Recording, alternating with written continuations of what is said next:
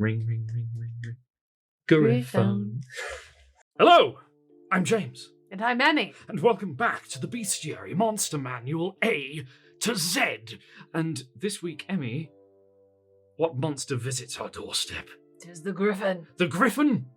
Say it ain't so. I cannot! It is here. We're here in the letter The J. Griffon is upon us. They are pretty epic. I mean, straightforward, but epic. They're a Griffon.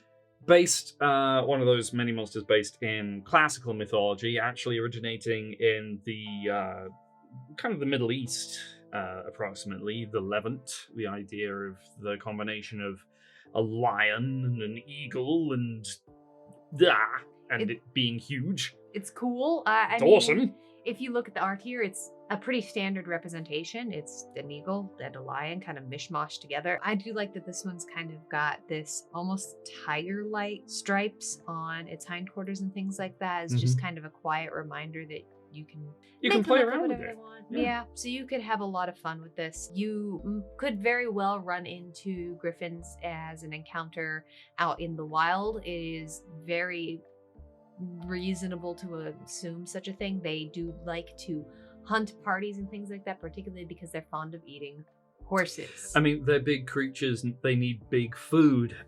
So they hunt, they hunt in packs. Yeah. They are themselves the size of horses and fly through the sky looking for food, screeching to alert the rest of their pack mates when they've seen something edible, and that tends to be horses or cows or sheep or, other such animals. Yeah. And the most sensible thing to do if you are being descended upon by a pack of griffins is to get off whatever mount you're on, because it doesn't want you, it wants the thing you're riding. They are rather hard to run away from. I mean, a lot of creatures, when you are talking about fly speed versus land speed, I mean, they're much slower on the ground, but they're still got a full 30 feet.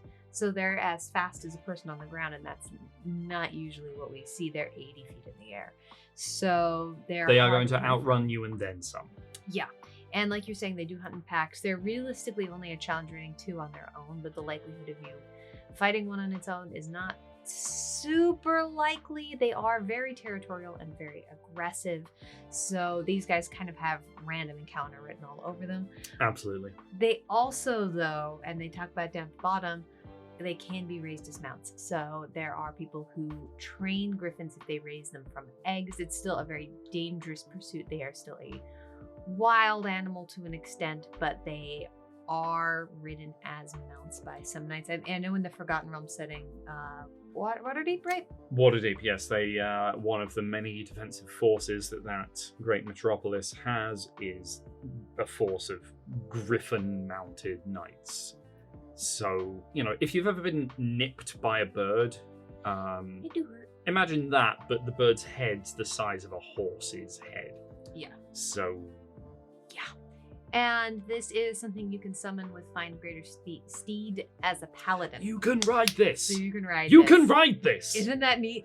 And they have multi-tack beaks and claws, and they have a fly speed there. Other than that, they're fairly straightforward, just an animal, but it's just cool. Like, if you met someone riding a griffin and you met an NPC who was flying around on one, you'd just be like, oh, they're cool. I like you. You're cool. So they're just cool. They are, and like they're so present in so many forms of fantasy. Like I think about European folk tales where like there's the seventh son of the seventh son who goes off and has to like serve at the court of a griffin. That's like a very evil representation.